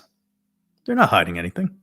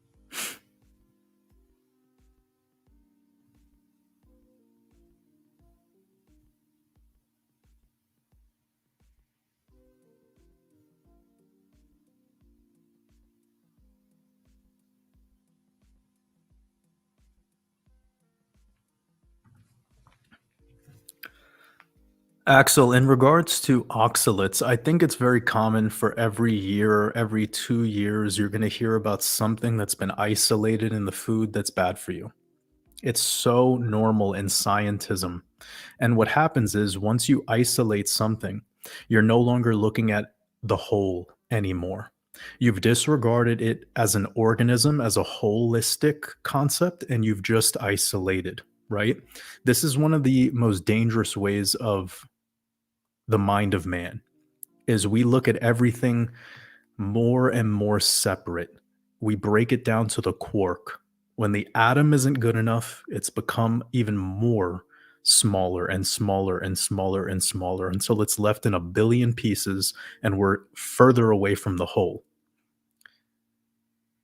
I think what happens when we're trying to find problems in things is we start to then apply that same behavior to humanity. And I heard this one thing, I forgot who said it, but he was talking about how God, what is his name? He's really, really famous, like modern day. I think he's like a communist um, philosopher. Slavo Žižek, that's his name. He was like getting really famous in the time where Jordan Peterson was getting really famous. And now it's not that I agree with anything this man's saying or I disagree with everything he said. It's just I'm bringing up to you some particular moment. So if you guys know about this individual, it's take away everything. Just consider the context here for this moment, please. Okay. Because I have not studied this whole man's work. And as far as I'm aware, anyone who's a Marxist is not my people. But when I hear things that resonate with me, when I hear things that I feel are valid, I can't deny them for their validity and their power. And what he brought up was that one time he was doing this, debate or something, some kind of conference thing. And a Brazilian supermodel came up to him. And now again, like the whole point that she's a Brazilian supermodel that wasn't what I am picking out. That's what he put emphasis on. When he was sharing the story, he put emphasis on this particular thing. And he said that she came to him and said that my partner always wants me to work out and is never happy with the way that like I look. But like meanwhile, she's like technically a supermodel, right? And he made the point that if you were to lose weight and be exactly ideal for what your partner wanted, then he would actually start wanting you to be back the way you once were because your imperfections are actually what's perfect about you. Now, I bring this all back into the context of what we were talking about because there's wisdom here. It's that when we start to focus on this little shit and dissect and dissect and dissect down to this tiny myopic fucking view where you can no longer see things for what they are. You get obsessive about wanting to make things perfect and correct them when in actuality the reason you're giving it all this attention and prana in the first place is cuz it attracts you and you don't even realize it. So I think it's common every year we're going to hear a new thing about food that's bad for you. This thing is bad for you. This thing is bad for you. And then eventually you're no longer in a relationship with the food anymore. You have this fucked up toxic relationship with one particular isolated thing that some scientists found within the food. This is like a mental disorder. So that's how I feel about anything that's going to be isolated in food. It's just not looking at it for the whole. And anytime you ever hear me bring up something that's isolated in the food, it's my way of using other people's logic against them. Like the whole thing about meat is pretty simple to me. All these truthers and all these people that are calling themselves awake or enlightened or whatever, they have an issue with Hillary Clinton and all these like reptilian shapeshifters consuming adrenochrome. And it's like, wait, but you eat meat. That's you eating you're consuming adrenochrome. I'm sorry to burst your bubble today. So if you want to use that in one angle, well, you should get used to it used against you. And where's your consistency at? I'm not sure why anyone would have a problem with adrenochrome if you yourself wants to consume it and call it healthy. It's a tough pill to swallow. It's a tough thing to deal with. It's like there's this cognitive dissonance. A lot of us deal with it, but it's time.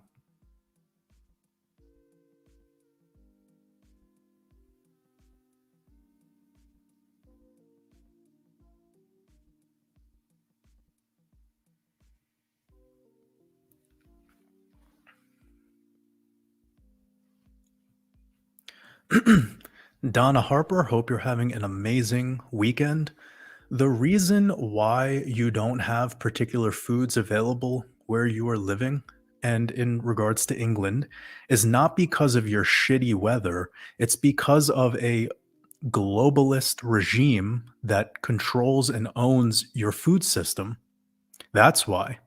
And if the peoples would do all of their own farming and make that a priority instead of what people mostly make their priorities, which is like watching TikTok, then we would see things change. So this is not an issue with your weather. It's an issue with people becoming unproductive and more technologically advanced and more reliant on a futuristic modern way of life, which is common. And I'm not, it is what it is. But the idea that one particular food should be eaten more because of whatever, is going on naturally. I mean, realize that what's going on is not really that natural because your government and the organizations that run your agriculture on a government level, they don't care for you to have real high quality food. They want you to get bananas from Panama. They want people that live in Norway to eat bananas. They want you to always have access to anything you want all the time and put your emphasis on these things and completely disregard the fact that you're no longer farming for yourselves at all. And then you could blame your weather, sure, but it's not the case. It's that all of the agriculture has been controlled by government, and it has been for pretty much at least a century minimum. And it's not just the US, it's happening everywhere.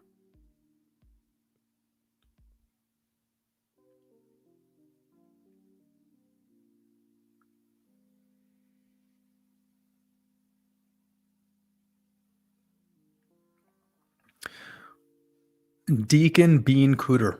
This is a hell of a name. What's the Bible verse that God killed an animal for clothes? God needs clothes. God wears what's God wearing? Does God look like this?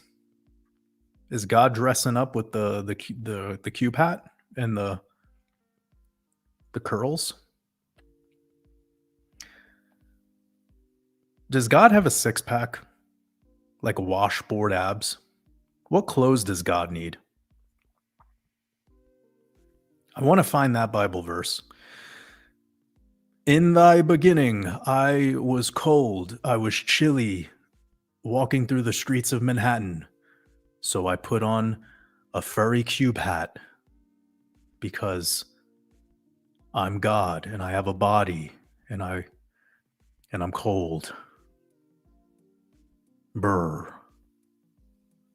That's Revelation 22:86 in case you guys needed you know.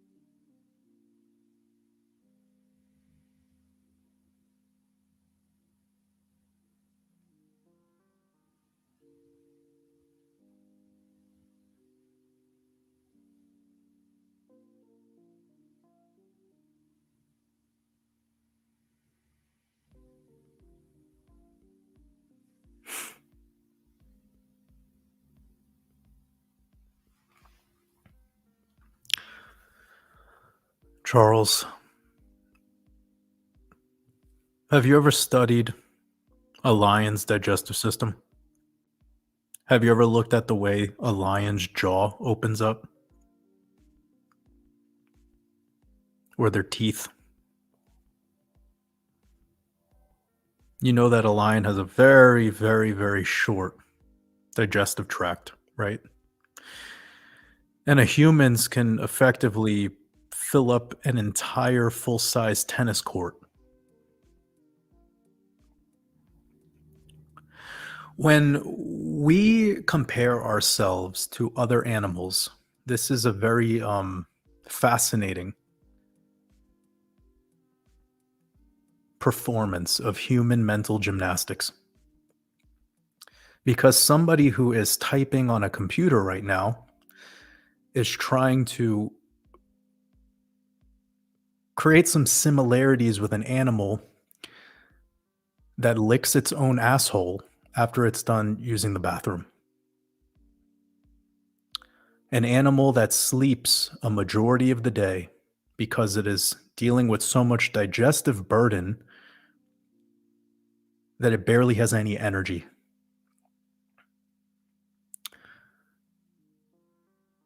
An animal that, if it didn't have power in its jaw like it has, could easily be taken down by just a handful of hyenas because of its low energy that it usually displays in its natural habitat.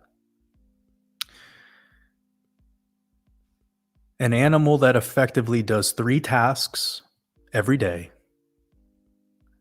shitting, fucking, and eating, whilst a human who's connected to Wi-Fi through, their internet provider on their cell phone, typing away comments on a live stream with many other humans. You know, it'd be cool if we are gonna move into a future, I wanna know what the lion live stream would be like. What do you think they would be talking about? Yeah, it's exhausting. I know. We have to have fun, but then we also have to be like, "What the fuck are we talking about?"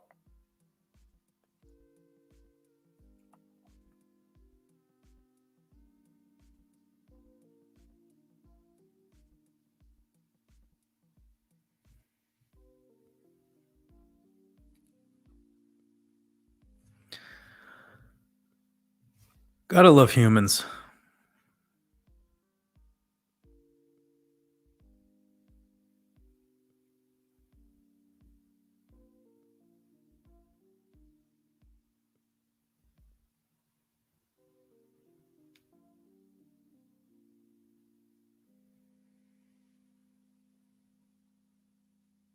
Rabbit42 said God wears a wetsuit.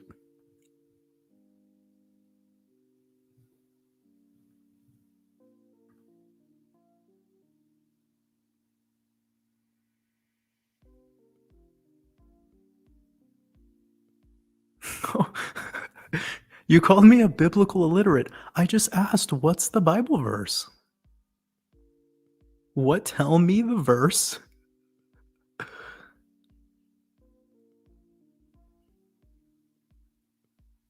I just want to know the verse where God is like, I want you to, God is like, make size 11 boots for Adam.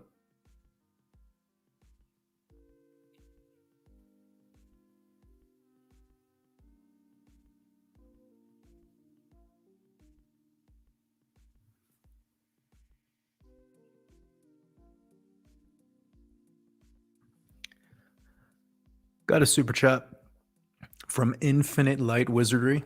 Said, Sub Jordan, I used to own a restaurant. Food making process is such a beautiful thing. A lot of people being robbed of that relationship. Much love. Yeah, I mean, we're not being robbed of that relationship as much as we are just causing it for our own selves. We're not in tune with the relationship that we have with all the things that surrounds us.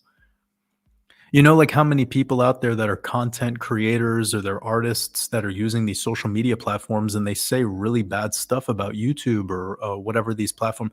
And it's like, why are you hating on this platform when this is the platform that allows you to connect with so many people? Like putting that energy into it, you know what I'm saying? And it's the same thing with the food we eat. It's the same thing with everything that's going on around us. Like we are in an experiment with so many things actively that we forget that there are relationships happening and we could do something about them. We could refine them. We could learn a lot from them. And it's funny how they say they use experiments to learn, but in actuality, it's the relationships that teach you the most.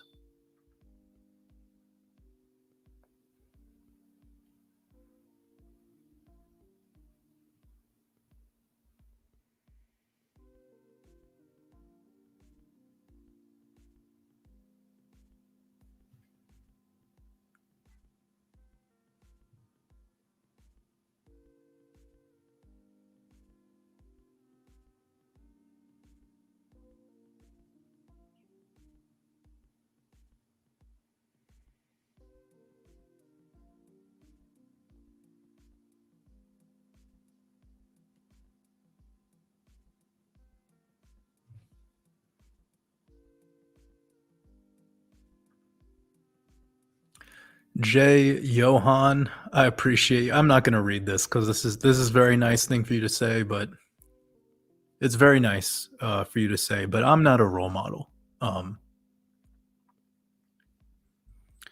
I'm just existing. I'm like the cup of coffee you drink in the morning at best.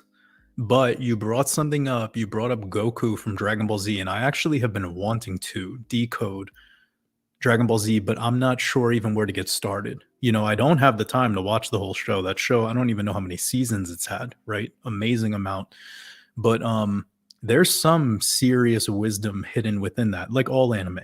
I'm not an anime watcher, but everything that's come across, my desk has been pretty profound. Like there's this one show, I think it was called Attack on Titan, and somebody gave me a brief synopsis of what happens in the show, and it's crazy. It's like the government is telling you not to go past this one like you're in a walled city, and they're telling you can't go past it, and there's like titans that live on the other side. I'm probably butchering this, by the way, but the way they explained it sounds like so in alignment with what's probably going on in our world.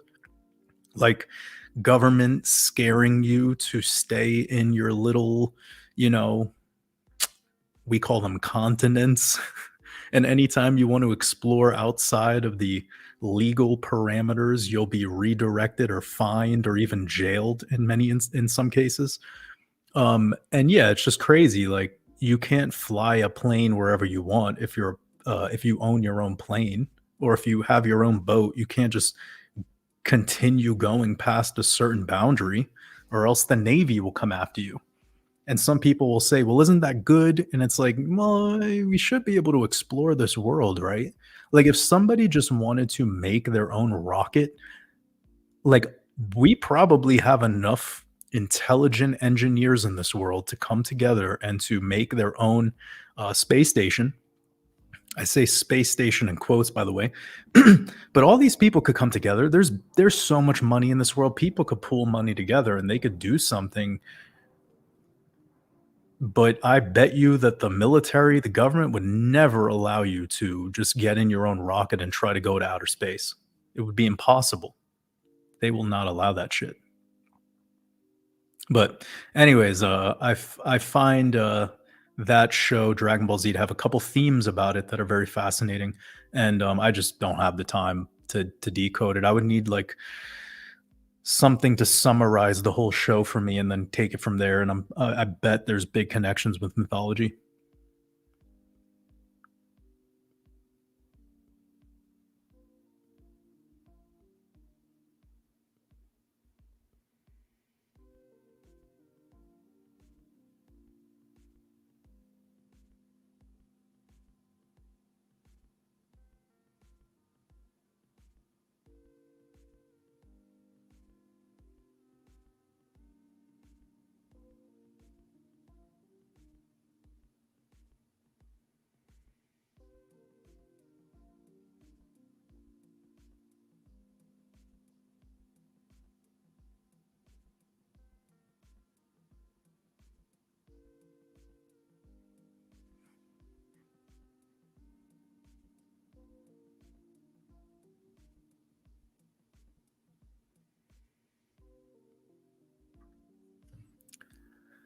Got a super chat from Adam.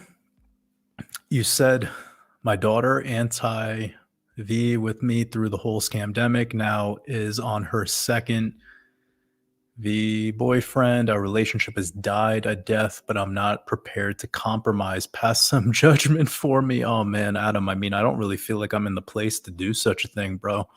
This is your family, these are your kids, and I think, as their leader, you know better than I do that eventually you just got to let them make their own choices, because life is all about allowing the training wheels to come off, right? And I'm sure you felt nervous when you did that. And that's just natural. Any mother and father is going to feel nervous when they have to allow their kid into the chaos of this realm. But it's through that exploration of the chaos where you learn. You learn who you are. Now, Adam, I mean, even though you've created your children in the physical sense, now please take this the way that I mean. Listen from your heart right now.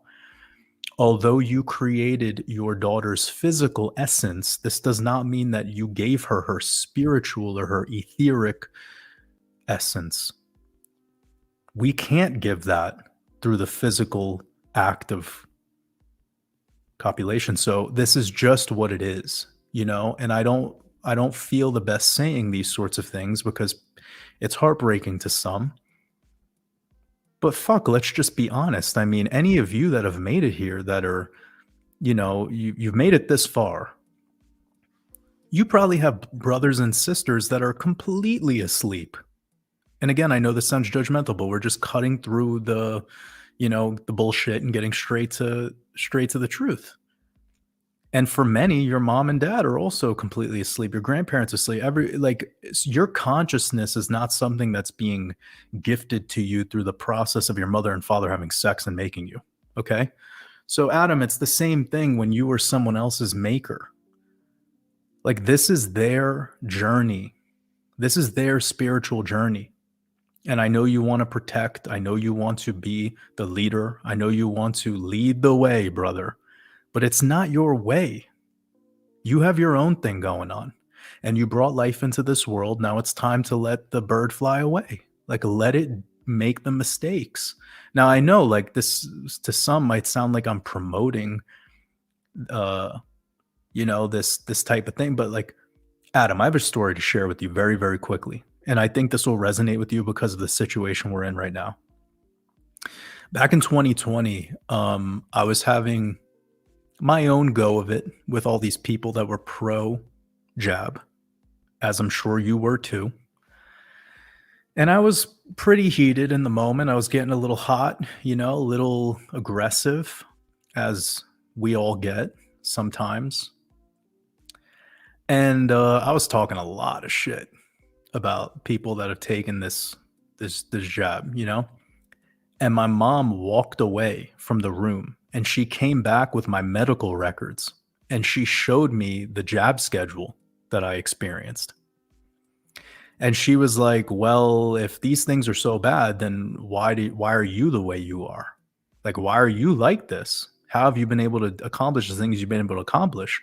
And it was like the best slap in the face I've ever gotten. It was like God himself uppercutted me like Mike Tyson in his prime, and my mouthpiece and spit flew all over the room, and I had to get up, in a haze. It was great. My mom TKO'd me. It was flawless, flawless victory. It was like at the Mortal Kombat when it's like fatality. It was sick. And I love those moments. Those are the most beautiful moments of all because I had to realize something there. Like, bro, you can harm my body, but good luck getting to my spirit, dog. Like, you ain't penetrating that shit. It's just impossible. Like, I was born with antivirus software. I'm an advanced computer. And I had to realize that. And I actually got more hope and more positive and all of those things like after I got TKO'd by looking at how many of those jabs were administered to me. Now, I did not take the C19 jab. I have not consciously taken one of those in my whole life. I have not consciously taken a jab. So this is stuff that was like I was forced into doing, and my mom didn't know. No one knew. My dad didn't know. My dad was on drugs. He didn't know shit. He was probably like, "Give me that thing." He thought it was heroin. I'm not fucking joking, and that's like dead serious. So, yeah, man, I'm just being vulnerable. I'm being 100% honest with you, and I think that vulnerability. I hope it resonates. You know, like, hey, man, your daughter's going through whatever she's going through. You, as the father, had to meet the mother to make this all like it's all been coded, it's all scripted, it was written. Okay. Now, the central planners and the apex predator, they can do whatever they want to try to get in the way and infiltrate the life force. But energy can't be destroyed, it always is. So remember that. There's no judgment for me to pass here, and also there's no judgment for you to pass on your daughter's boyfriend. He's serving his purpose, fulfilling his code, just like your daughter is. Meaning, Adam, that there's more behind that guy than a fucking medical decision. So don't reduce him down to just that, okay? And I bet you, if you were to like really listen to what I'm saying from the heart and you were to re listen to this again, you'll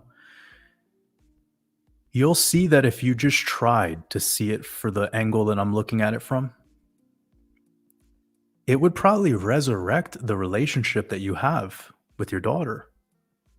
And you're going to realize that that's the real important thing. Not this medical bullshit. This is small potatoes.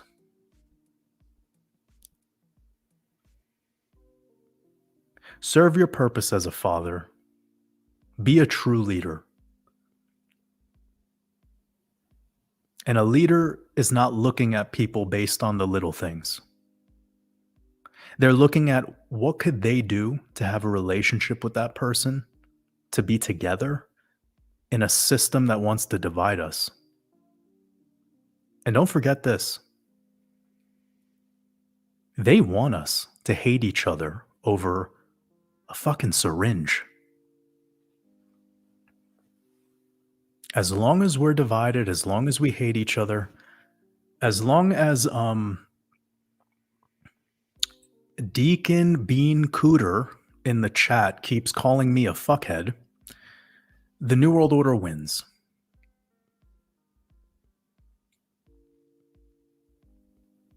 He doesn't realize that every time he says something in the chat, I just get more life force energy from him. That bank account grows more and more every second. He's going to go to sleep thinking about me tonight. He probably hates me so much right now that he loves me. He wishes he could be in my position.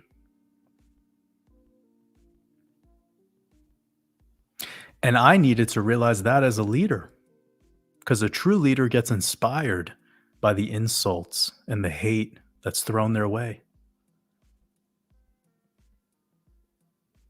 Deacon is just acting the way a teenager would act if you grounded them.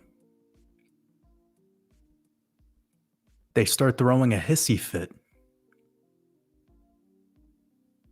Anyways, Adam, you actually have an important thing going on for you. Re-listen to this. Remind yourself that the relationship you have with your daughter is supreme. It's more important than anything on this earth, and that whatever could get in the way between you is your biggest lesson, brother. This is the ultimate lesson for you to be faced with as a human being. And fuck, when you learn from this lesson, that's when the wings will grow from your back.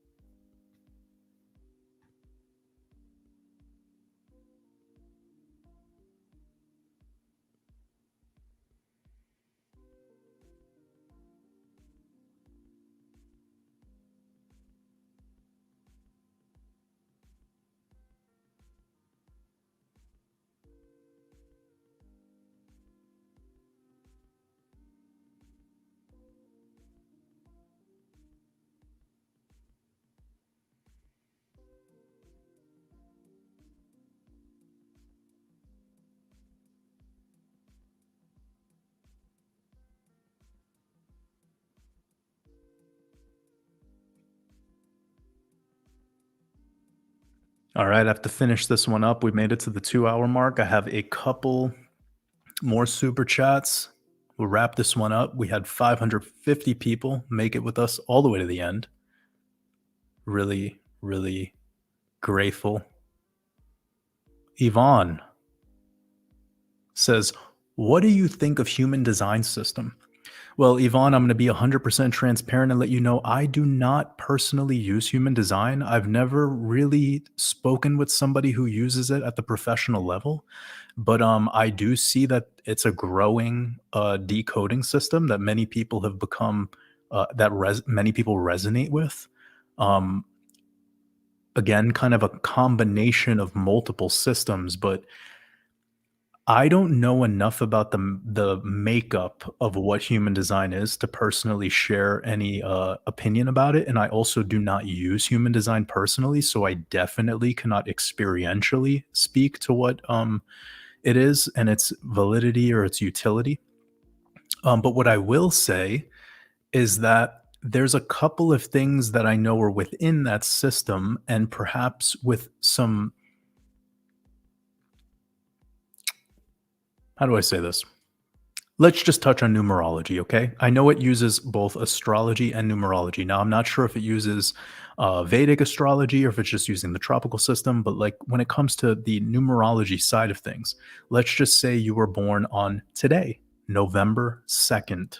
All right. You were born November 2nd, any year, doesn't matter. But you call this the 11th month, right? In the Gregorian system, that's very common. We would say it's 2/11 or 11/2 for November 2nd.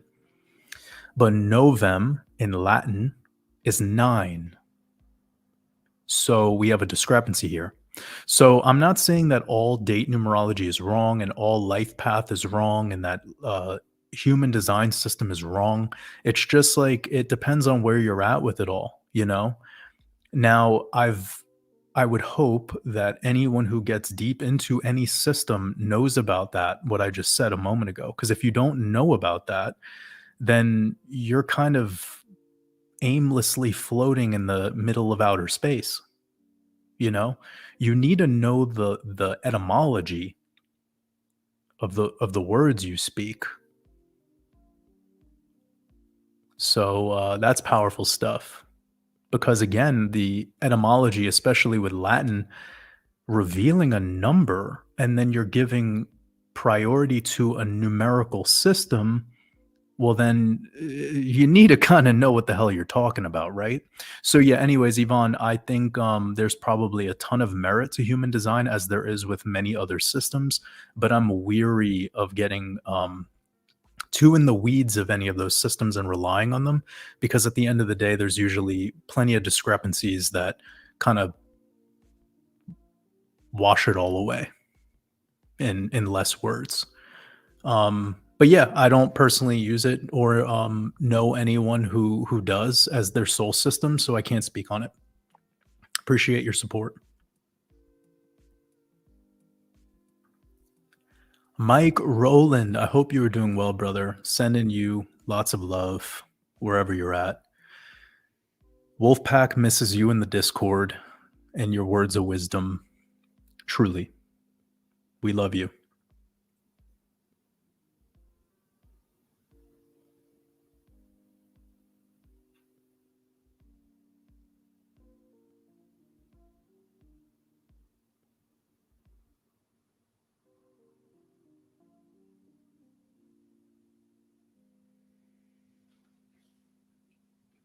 All right, just getting through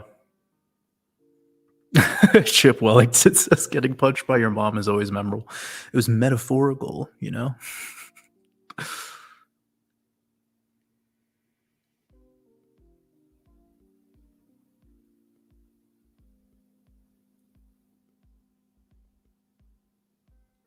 I appreciate you. Jay Johan, he said, you may not see yourself as a role model, but you give off a pure hearted vibe and speaks with your soul rather than what other people have convinced you to be. You're pure in your stance and beliefs. Yeah, I'm just, I think me and Logan say this probably equally, but I know that he's shared this wisdom so many times and more people need to hear it. And by the way, when I say Logan, I mean decode your reality. And that's be the main character in your movie. But the issue is who's writing the script. That's the beauty of becoming a decoder is you awaken to the fact that you are the architect You're the architect, you're Neo, you're the Oracle, you're Trinity, you're Morpheus. You know, Morpheus hands Neo the red and the blue pill and says, make a choice. Well, Morpheus, where did you get those pills from? What drugstore are they selling those at? But the joke is that you are Morpheus too. You are the god of dreams. You're everything. So I remind myself of that there's all these beautiful player characters in my reality for me to watch and observe, but emulate is not what I'm here to do. I must learn from all. And one thing that I've also practiced over the years that I feel is, I mean, this could be influential to some so that you tap into your own creative essence, but it's that humans are cool and all, but they're by no means the epitome of truth. Humans are very dishonest creatures, you know? So when we put humanity on the pedestal of the all and say that the human is the role model, then we disregard what I believe is the true role model, in my opinion, which is Mother Nature. She's the artist. I'm just the observer. And I know this exists because I exist. I am jacked into the simulacrum, having a bodily experience like all of you, in an avatar like all of you, with a name like all of you. And this is a fun ride. I know I scripted this reality. I'm the director, producer, I'm the grip, I'm the guy that's moving the cameras around. But I had to become consciously aware of everything I just said in order to tap into it. Now, most people aren't even aware that they are the main character, let alone they don't even know that they're in the Truman Show. There's a liberation in the awareness that you are in the Truman Show. Just people don't want to see it for what it is. And then when you embrace that knowing, well, you become unique, you become genuine.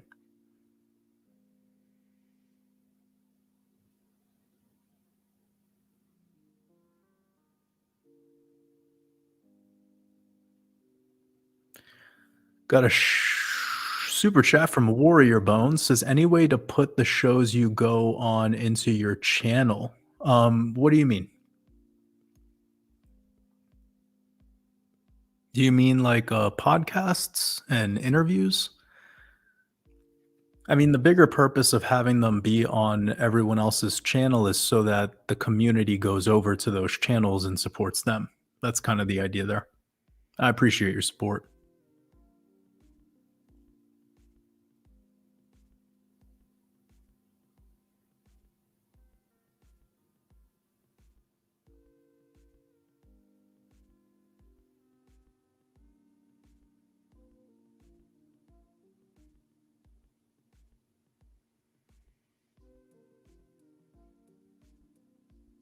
Titanium Shakespeare, love you too.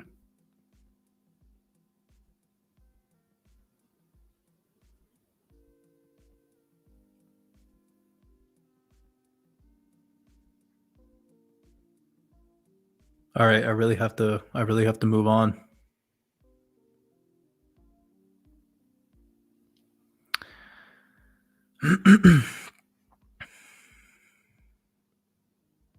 Just looking at this chat, final thoughts.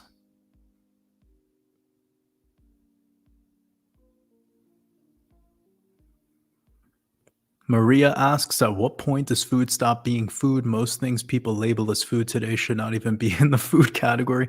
Well, you know, it's like, why is it even called food? It's just nourishment. And I think we've gotten too in our minds about it all. And it kind of separates us from the connection that we would have with what we consume when we call it food.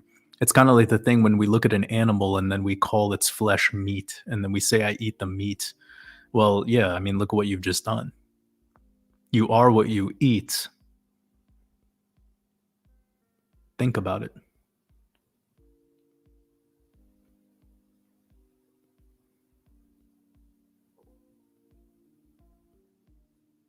All right. I love you guys. I really have to move on. It's been 2 hours. We did it. I appreciate every single one of you, and hope you all have a beautiful, beautiful rest of your Saturn day in the Matrix. Tomorrow, I will have the new Red Pill podcast available around this time tomorrow. And in the meantime, I also have this new,